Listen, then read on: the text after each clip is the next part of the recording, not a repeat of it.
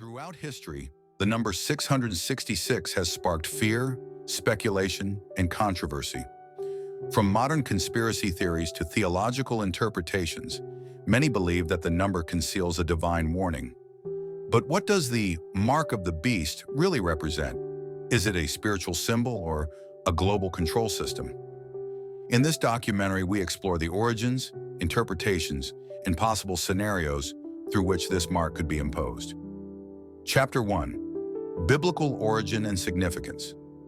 In Revelation 13:16-18, John describes a vision in which a beast forces humanity to receive a mark on their hand or forehead. This mark is related to the human number, 666. Possible interpretations. Literal interpretation. A physical mark, such as a tattoo, barcode, or microchip. Symbolic interpretation represents submission to a corrupt system or to the Antichrist. Historical interpretation. A numerical code associated with Roman emperors or oppressive rulers of the past. Historically, some scholars have linked 666 to Nero, the emperor of Rome, whose name transliterated into Hebrew gives this numerical value. Chapter 2. The Mark of the Beast in the Modern World. In our time, technological advances have fueled fears that the mark of the beast could be implemented through a digital surveillance system.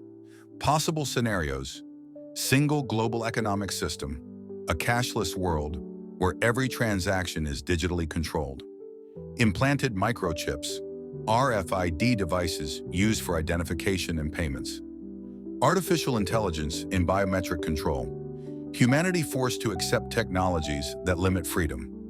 Some governments are already testing mandatory digital identification systems, fueling fears that this could be a first step towards imposing the mark of the beast. Chapter 3. How could it be imposed? If the mark of the beast is a global control system, how could it be introduced and accepted by the masses? Possible methods. Through global crises, pandemics, economic collapse, or major conflicts could force governments to impose a single system of identification and transactions. Through gradual acceptance, humanity already accepts mobile phones, digital payments, and facial recognition. The mark could be a natural extension of these. By force, in a totalitarian regime, those who refuse the mark could be excluded from society, not having access to essential resources. Chapter 4. The Religious Position and the Call to Vigilance. Various cults and religious leaders warn of the danger of accepting such a mark. In the Bible, those who receive the mark of the beast are condemned to eternal perdition. The Christian message. Believers are urged not to be deceived by a system that demands the renunciation of spiritual freedom. The Bible offers hope. In Revelation 14, those who refuse the mark will be rewarded by God. Conclusion. Mankind at a crossroads. The mark of the beast remains a subject of intense debate. Is it just a conspiracy theory or a real warning about the future?